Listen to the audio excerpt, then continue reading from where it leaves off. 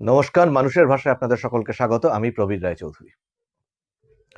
এই এপিসোডটার থাম্বনেলে যেটা লিখেছি যে সহায়তাই কি সর্বনাশ হয়ে দাঁড়ালো, কার কার আবার? এই রাজ্যের শাসক দল তৃণমূল কংগ্রেসের। এবং তৎপরবর্তীতে এসআইআর নিয়ে এই মুহূর্তে যে তুলকালাম কাণ্ড চলছে সারা রাজ্য জুড়ে, সে বিষয়টা সকলেই দেখতে পাচ্ছেন, সকলেই অবহিত, এবং অধিকাংশ মানুষ তার ভুক্তভোগী। এই পুরো বিষয়টা নিয়ে আলোচনা করব, কিন্তু তার আগে আপনাদেরকে ধৈর্য ধরে একটু অনুরোধ করব যে চলুন এর শিকড়টায় কি আছে একটু দেখা যাক, যেটা আপনি আমি সবাই কম বেশি অবহিত। সেটা কি? এই যে ভোটার কার্ড, এই ভোটার কার্ড এক আজব বস্তু। কেন আজব বস্তু? যখন 90-এর দশকে, আমার নিজের ব্যক্তিগত অভিজ্ঞতার একটা কথা আপনাদেরকে জানাই, যে যখন প্রথম ভোটার কার্ড তৈরি হলো, তখন তো সেই ছবি টবি তোলা হয়ে যাওয়ার পর যখন ভোটার কার্ডগুলো প্রত্যেকের হাতে আসলো, তখন দেখা গেল কি? তখন দেখা গেল আমার পিসির, মানে অবিবাহিত পিসি, তার পিতার বদলে তার স্বামীর নাম এসে গেছে আমার জ্যাঠামশাইয়ের নাম। এ বাদে বয়সের তো কোনো বাদ বিচার নেই, কোনো মাথা মুন্ডু নেই, যা হয় একটা সংখ্যা লিখে দিলেই হলো, এরকম ভাবেই যেন চলছিল। আর তারপরে আরো সূক্ষ্ম দিক, ধরা যাক এই আমার যেমন নাম, গতদিন প্রথিতযশা সাংবাদিক শ্রী সুমন চট্টোপাধ্যায় তিনিও জানিয়েছেন, তিনি চট্টোপাধ্যায় লেখেন আর তাতে আছে চ্যাটার্জি।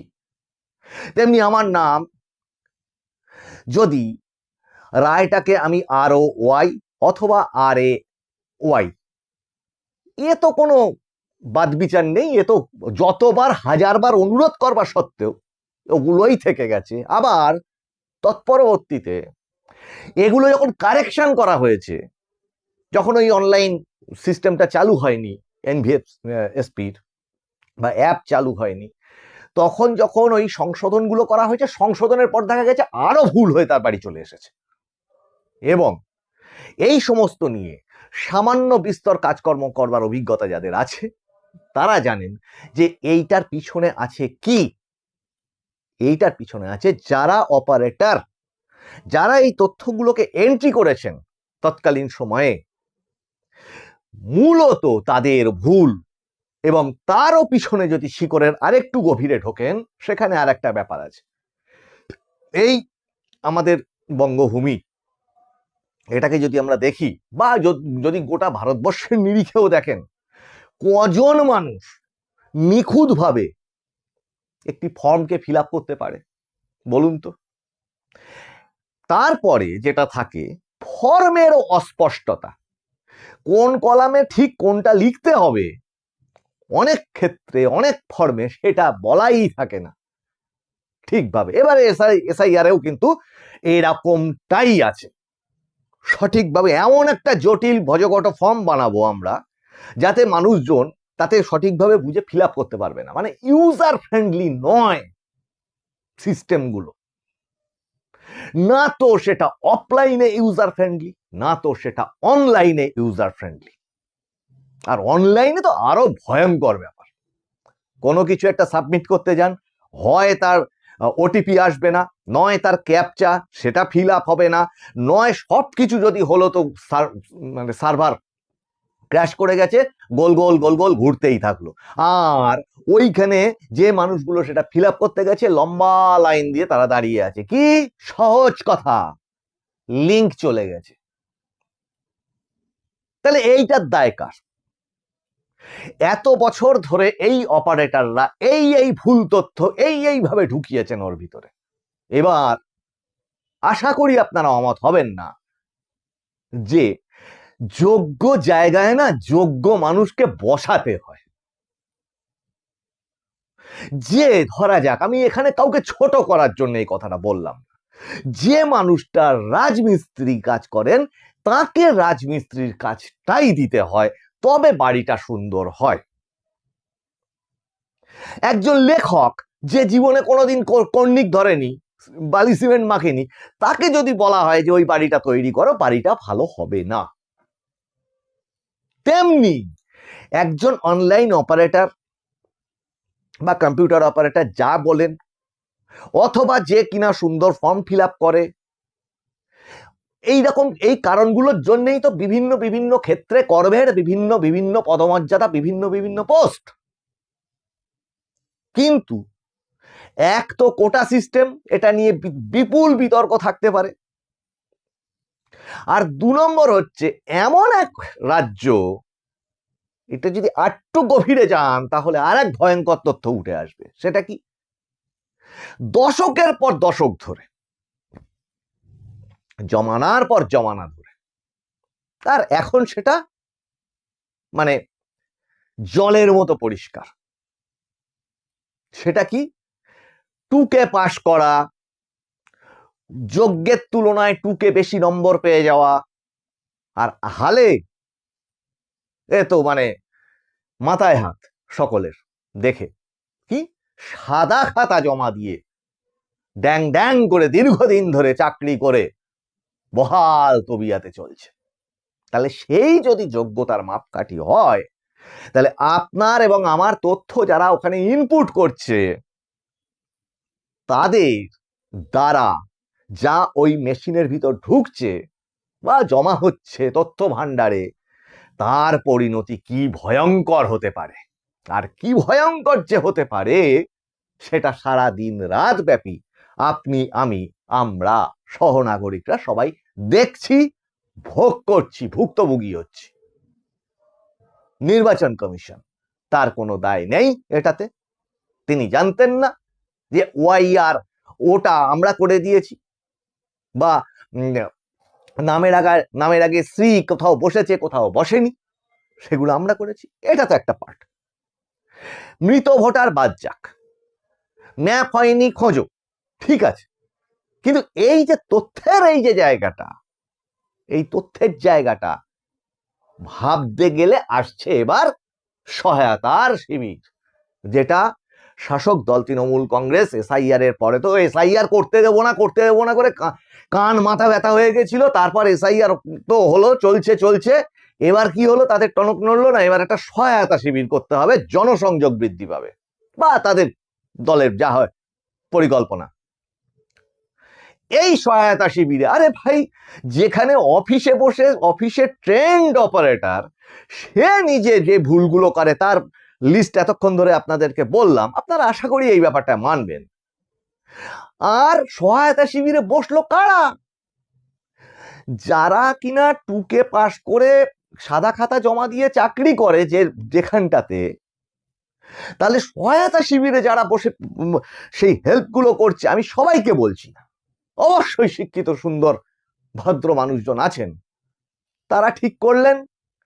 কিন্তু যে পরিমাণে লোকের চাপ এবং সহায়তা শিবিরগুলো যেভাবে হলো, এবং আরো উদ্যোগ নিয়ে জনসংযোগ করবার জন্য তারা বাড়ি বাড়ি গিয়ে সেইগুলো করতে লাগলেন, তাহলে যে মানুষটি ভালো করে লিখতে পারেন না, বোঝেন না, অথবা চোখে দেখতে পান না, অথবা অন্য কোনো অসহায়তা আছে, তার ফর্মে যে তথ্যগুলো ইনপুট হলো, কোনটার কথা বলছি? এনুমারেশন ফর্মের কথা। এই সমস্ত মানুষগুলো আদৌ এনুমারেশন ফর্ম এই বানানটা বা এই উচ্চারণটা ঠিক মতো করতে পারে? কজন পারে? আর সেই যে তথ্যগুলো লেখা হলো, প্রথম কথা, কজনের হাতের লেখাটা একটু স্বচ্ছ, পরিষ্কার, সুন্দর, যেটা পড়ে আর একজন অপারেটর সেটাকে তুলবে? আকার না ইকার, কোনটা? ইকার হলে হর্ষ ইকার না দীর্ঘ ইকার, হর্ষ উকার কার মাথার উপর চলে গেছে, এর তো কোনো ঠিক ঠিকানা নেই। এবং এই সমস্ত বিষয় নিয়ে যা ঘটলো, যে জগা খিচুড়িটা ঘটলো, সেইটার পরিণতি কি হলো? সেইটার পরিণতি হলো আগামী দিন সেটা বলবে যেমন, তেমনি এই লজিক্যাল ডিসক্রিপেন্সি। এই লজিক্যাল ডিসক্রিপেন্সি বহু আগে থেকে এই অপারেটরদের ভুলের কারণেই কিন্তু ঘটেছে। যেমন অবশ্যই তার মধ্যে জাল জালিয়াতি ঢুকে আছে, সেই জাল জালিয়াতিগুলোকে পরিচ্ছন্ন করা যেমন প্রয়োজন, তেমনি আমি যদি এটা রাজনৈতিক দিক থেকে দেখি, এইটা কার ক্ষতি করলো? আজকে রাজ্য বিজেপির বিভিন্ন নেতা তারা বলছেন যে তৃণমূল ইচ্ছাকৃতভাবে এই জিনিসটাকে করাচ্ছে যাতে তথ্যের ভুল হয়ে এই ধরনের হয়রানিটা তৈরি হয়। আপনাদের সম্মান রেখে বলছি, না, ও ইচ্ছা টিচ্ছা করতে হয়নি। ইচ্ছা টিচ্ছা করা তো, ইচ্ছা করে ভুল করা তো খুব কঠিন কাজ। ইচ্ছা করে বাজে হাতের লেখা করা একটা শিক্ষিত মানুষের ভীষণ কঠিন কাজ। যারা শিক্ষিত নেতা তারা অবশ্যই বুঝবেন, শিক্ষিত মানুষের ইচ্ছা করে একটি ভুল বানান লিখতে যাওয়াটা ভীষণ কষ্টকর কাজ। তার থেকে বরং যেটা হয়েছে, ওদের হচ্ছে চেষ্টা করতে হয়নি, ওদের সর্বোচ্চ চেষ্টায় ভালো করে যেটা করেছে সেটা চোখে পড়া যায়নি হয়তো, বা তার কোনো মাথা মুন্ডুও বোধহয় হয় না। তারা কতটুকু জানেন আইন? তারা কি ইলেকশন কমিশন থেকে ট্রেন্ড ছিলেন? এই সহায়তা শিবিরে যারা বসলেন, সাধারণ জনগণ ভাবুন তো, যে যাদের কাছে আপনারা ফর্মগুলো ফিল আপ করলেন বাইরে, তারা কি ইলেকশন কমিশনের দ্বারা ট্রেন্ড, প্রশিক্ষিত? আইন কানুন তারা জানেন সুন্দরভাবে? নেতা না হয়ে গেছেন ভোটে টোটে জিতে টিতে, তার শিক্ষাগত যোগ্যতা কতটা, তা তিনি কতটা ওই ইলেকশন কমিশনের আইনটা জানেন? আর একটা দায় তো অবশ্যই ছিল, এই গ্যারান্টিও অনেকে দিয়ে দিয়েছেন। গ্যারান্টির তলায় আবার ওয়ারেন্টি কার্ড ব্যাপারটার মতো অনেকটা, যে সবটার গ্যারান্টি না, ওয়ারেন্টি। ওটা যদি হয় তাই, ওটা যদি খারাপ, ওই পার্টসের সামান্য অংশ খারাপ হলে আমার দায় থাকবে। কিন্তু এরা দিয়ে দিল কি গ্যারান্টি, নাম তুলে দেবো, এরকম গ্যারান্টি দিয়েছে যে কত মানুষকে, তার তো সীমা নেই। নাম তুলে দেওয়ার একটা চাপ দলীয়ভাবে সেখানে ছিল। আর এই সামগ্রিক মিলে যে ঘটনাটা ঘটলো, ভুগে গেল জনগণ। কিন্তু সামনাসামনি যদি ভাবা হয়, এবার এই শিকড় ছেড়ে যদি এবার গাছের দিকটায় তাকান, তাতে কি আছে? এইটা ছাড়া ইলেকশন কমিশন, এই যে ভুলভাল ফর্ম ফিল আপ, এই সমস্তগুলো আগামী দিনে যে ফাইনাল লিস্ট কি বেরোতে চলেছে সে তো ভাবি কাল জানে। আর এই লজিক্যাল ডিসক্রিপেন্সি, এর পরেও কি শুদ্ধ সুন্দর নামের বানান সহ তালিকা বেরোনো সম্ভব? ইতিমধ্যেই এই সমস্ত মিলে election commission, supreme court, Trinamool Congress, supreme court, এই সমস্ত মিলে যেটা দাঁড়িয়ে গেছে, এবং সুপ্রিম কোর্টের, আমি আগের এপিসোডেই বলেছিলাম, সুপ্রিম কোর্টের রায় অনুযায়ী এই মুহূর্তে পরিস্থিতিটা যেখানে, সেখানে আদৌ এসআইআর ঠিক সময় মতো সম্পন্ন হবে তো? তার সাথে প্রতিদিন যেখানে যেখানে যেখানে যেখানে হিয়ারিং কেন্দ্রগুলো রয়েছে, সেখানে সেখানে যে পরিমাণ বিপুল গন্ডগোল, ভাঙচুর ইত্যাদি হচ্ছে, তাতে করে সেই ডেটগুলো আদৌ বজায় রাখা সম্ভব হবে কি? এই সমস্ত মিলে রাজ্য রাজনীতি এক গভীর প্রশ্ন চিহ্নের সামনে কিন্তু দাঁড়িয়ে আছে। এই নিয়ে অন্তত আপনারাও সন্দেহ প্রকাশ করবেন না।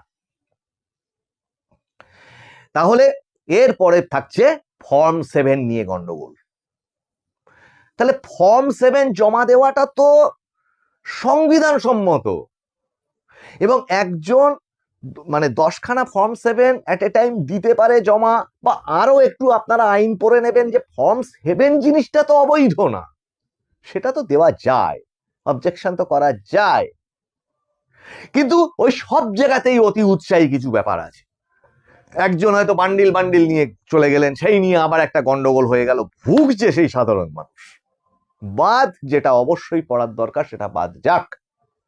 একজন স্বাধীন নাগরিকের অবশ্যই অধিকার আছে একটি শুদ্ধ সুন্দর ভোটার তালিকা নিয়ে ভোট দেওয়ার, কারণ ওই ভোটের উপরে নির্ভর করে যে আমরা যাদেরকে নির্বাচিত করছি তারা আইন প্রণয়ন করবেন, কখনো পঞ্চায়েতে, কখনো পৌরসভায়, কখনো বিধানসভায়, কখনো লোকসভায়। তাদের হাতে শাসন ক্ষমতা থাকবে।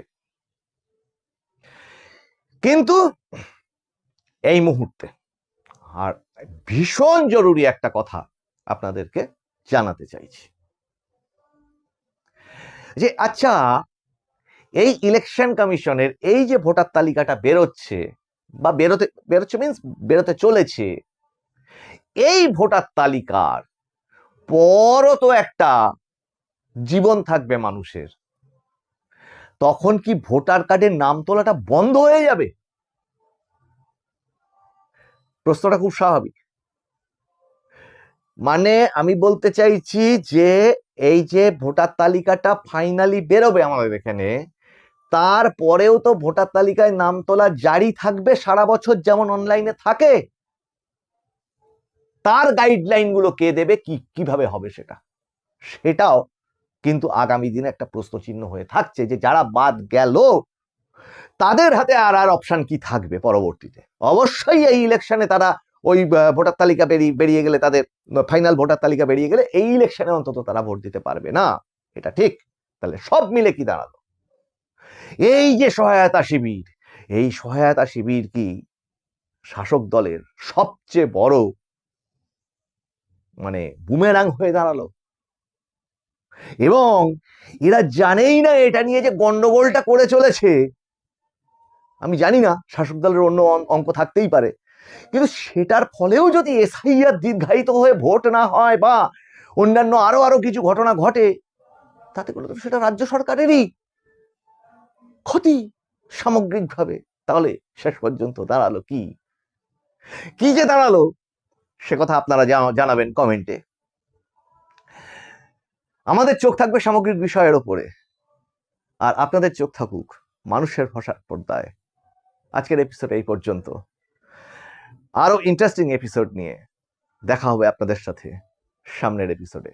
নমস্কার।